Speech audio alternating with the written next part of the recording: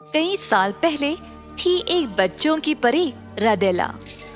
वह एक सुंदर सी जगह से गुजर रही थी जब अचानक उसको एक लड़की की रोने की आवाज सुनाई दी। रडेला ने आवाज का पीछा किया और वहाँ एक लड़की को देखा। लड़की को रोते हुए देखकर रडेला को बहुत बुरा लगा और उसके पास गई। रडेला को देखते ही लड़की ने रोना बंद कर दिया। ओह! अपने आंसू पोंछकर छोटी लड़की चांदनी ने रडेला की ओर देखा। क्यों रो रही हो प्यारी लड़की? मेरे साथ कोई बात नहीं करता और मेरे साथ खेलना भी पसंद नहीं करते। मैं हमेशा अकेली होती हूँ और मुझे ये अकेलापन बर्दाश्त नहीं हो रहा है, इसीलिए रो रही हूँ। तुमको अपनी माँ का प्यार है ना, फिक्र मत करो, वो तुम्हारा ख्याल रखेगी। मेरी माँ मेरे बचपन में ही गुजर गई।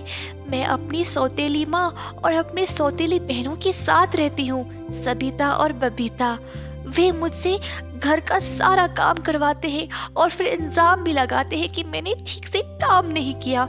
इसी कारण मैं एक ही काम बार बार करती हूँ और मेरी सौतेली बहनें भी मुझसे बात नहीं करती। मेरे घर वाले भी मुझे पसंद नहीं करते। ऐसा कहकर चांदनी फिर से रोने लगी। चांदनी की बातें सुनकर रडेला ने अपनी जादुई शक्ति का इस्तेमाल किया और एक पारदर्शी मुखौटा लाया। इस मुखौटा को अपने चेहरे पर पहन लो चांदनी, और फिर तुम जो भी चाहो वो सच हो जाएगा। ये लो, पहन लो। बहुत समय से चांदनी की ये इच्छा थी कि वह एक सुंदर लड़की बन जाए और अब उसको ये पाने का मौका मिल गया। मुखौटा को लिया और पहन लिया। मुझे सबसे सुंदर लड़की बनना है, लंबे घने बालों के साथ। ऐसा कहते ही चांदनी एक बहुत ही सुंदर लड़की के रूप में बदल गई, जिसके बहुत लंबे और घने बाल थे। अपने आप को देखकर चांदनी खुशी से झूम उठी। रडेला भी चांदनी की उत्सुकता देखकर खुश हो गई। चांदनी, एक बात याद रखना, ये मुखौटा केवल तुम पे काम करेगा। अगर किसी और ने इसको पहना तो उनके साथ उल्टा ही होगा। ऐसा कहकर रडेला वहाँ से उड़ चली। चांदनी घर की ओर निकल पड़ी। रास्ते में सारे लोग उसकी सुंदरता को देखते ही रह गए। जल्द चांदनी खुशी खुशी घर पहुँच गई। चांदनी की सौतेली माँ ने तुरंत अपनी बेटियों को बुलाया। ये दिखाने के लिए कि चांदनी कितनी सुंदर बन गई। सबिता और बबीता चांदनी को देखकर आश्चर्यचकित रह गए और उससे जलने भी लगे। चांदनी ने इस खूबसूरती का राज नहीं छुपाया और जल्दी उनको सब कुछ बता दिया, पर वह परी की चेतावनी के बारे में बताना ही भूल गई। चांदनी के वहाँ से जाने के बाद उसकी सौतेली माँ ने अपनी बेटियों से कहा कि चांदनी के सोने के समय दोनों जाएं और उस मुखौटे को चुरा ले आए। सबिता और बबीता ने ठीक वैसा ही किया। सबिता, पहले तुम इसको पहनो और ये मांगो कि तुम दुनिया की सबसे सुंदर लड़की बन जाओ।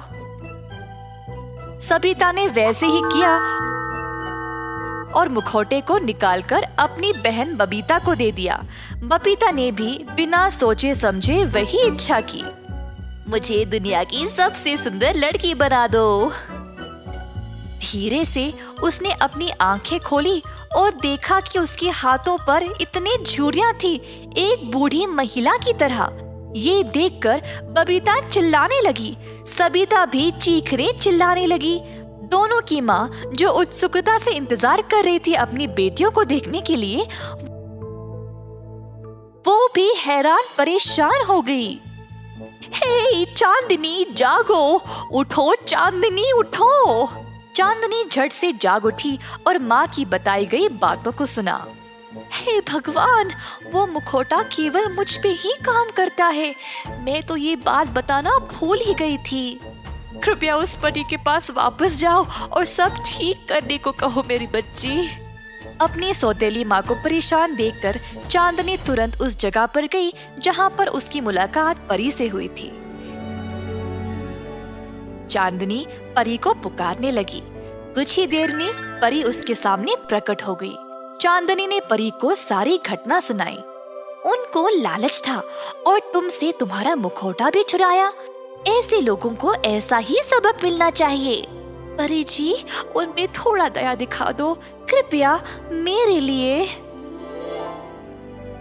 तुम इतनी अच्छी हो तो इसीलिए मैं सबके साथ अच्छा ही करूंगी। चलो, तुम्हारे लिए मैं उनको उनके असली रूप में ले आऊंगी।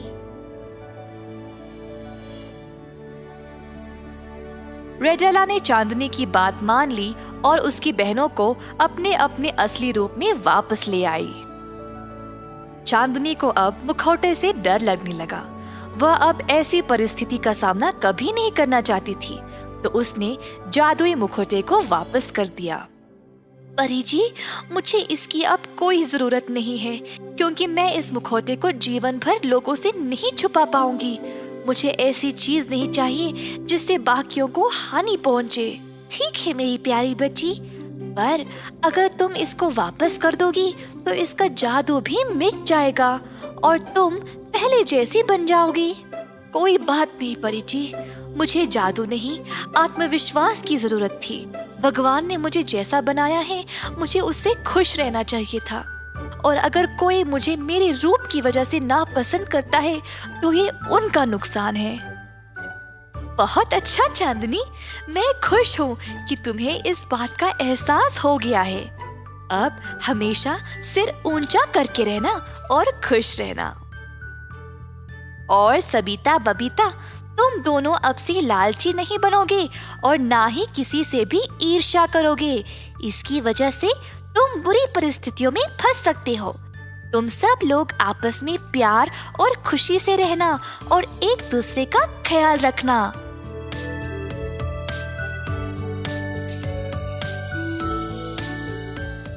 तीनों बहनें अब साथ रहने लगे। चांदनी की सौतेली माँ अपनी बेटियों को असली रूप में देखने के लिए तरस रही थी। घर पहुंचते ही माँ सबिता और बबीता को ठीक ठाक देखकर खुश हो गई और चांदनी का धन्यवाद किया। सबिता और बबीता ने अपनी माँ को बोला कि कैसे चांदनी ने अपने वरदान का त्याग दे दिया ताकि किसी और को हानि ना पहुँचे। उस दिन से चांदनी की सौतेली माँ और बहनें उससे अच्छा बर्ताव करने लगी और उसके साथ अच्छा समय भी बिताने लगे। चांदनी का सकारात्मक रवैया और आत्मविश्वास देखकर धीरे धीरे बाकी लोगों का भी बर्ताव उसके साथ बदलने लगा और उसको पसंद और उसका सम्मान करने लगे। चांदनी अब अपने परिवार और दोस्तों के साथ खुश थी।